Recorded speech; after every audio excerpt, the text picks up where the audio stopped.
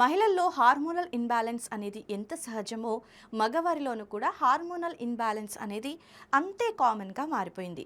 రోజురోజుకి మగవాళ్ళలో hormonal imbalance సమస్య పెరిగిపోతోంది అంటూ అధ్యయనాలు కూడా చెప్తున్నాయి. అయితే దీనికి సంబంధించి ఎవ్వరూ కూడా పెద్దగా పట్టించుకున్న సందర్భాలు ఎక్కడా లేవు.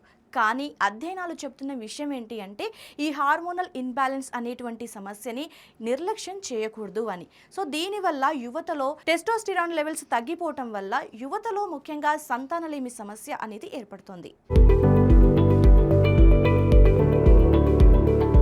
ఈ హార్మోనల్ ఇన్బ్యాలెన్స్ వల్ల ఎప్పుడూ నీరసంగా కనిపిస్తారు. అయితే మగవారిలో హార్మోనల్ ఇన్బ్యాలెన్స్ అయినప్పుడు వీటితో పాటు మరికొన్ని లక్షణాలు కూడా కనిపిస్తాయి. ఈ ఇన్బ్యాలెన్స్ అయితే మొదటగా కనిపించేటువంటి లక్షణం ఇంటిమసీపై ఆసక్తి పూర్తిగా తగ్గిపోవటం.